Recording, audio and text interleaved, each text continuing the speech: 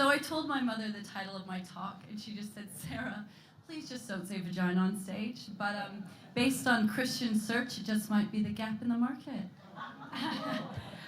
Also, I wanted my talk to be interactive, so I've devised this drinking game.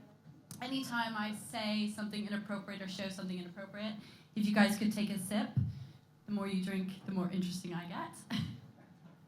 But really, how can Jizziotherapy save your agency? Well, first let me tell you a story, probably one that you're actually all familiar with. We used to do fun things as an agency, and then deadlines, stress, exhaustion meant we were actually trading our Friday night drinks together for Friday nights at home watching reruns of Friends. And more than the lack of socializing, productivity and morale took a huge hit. And like I said, this is probably quite familiar. In the US, a study found that there were 22 million disengaged employees, resulting in $350 billion in lost revenue. That's one hell of a metaphor right there, isn't it?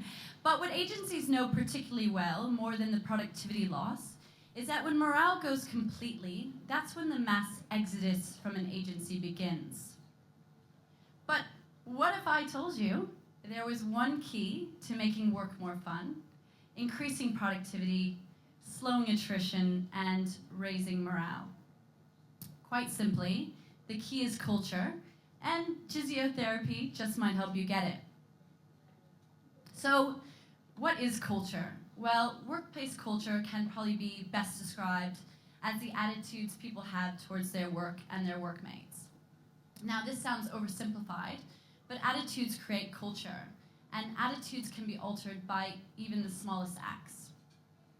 Now, our shift back to a fun agency was marked by the receipt of the world's greatest Kris Kringle gift this past Christmas, called Roger's Profanosaurus.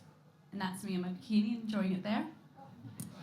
A complete dictionary, yes, thank you, of crass words from 1989. Now, obviously, this gift was way too amazing to keep to myself. So I decided it would be a good idea to start sending a dirty word every Monday to a select group of people in the agency who were easily offended. And this went on for a couple of weeks until word got out.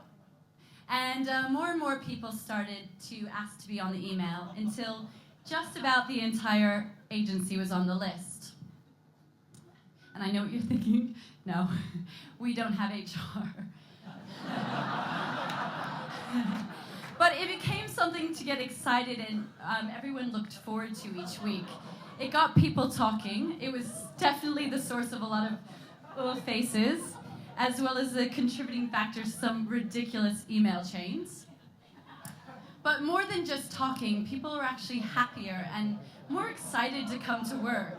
Yes, wouldn't you be? And even those not on the email felt this residual lift in atmosphere.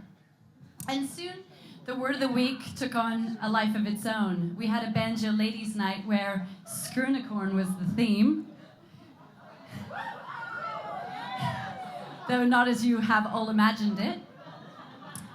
Now, admittedly, when I started the word of the week, I wasn't trying to create culture. It was simply just a byproduct.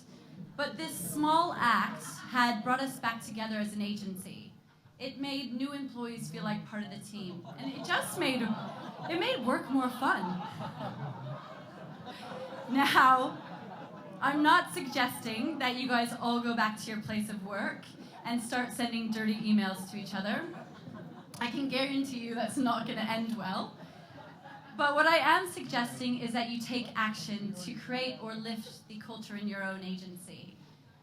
Too often we look to management to create culture.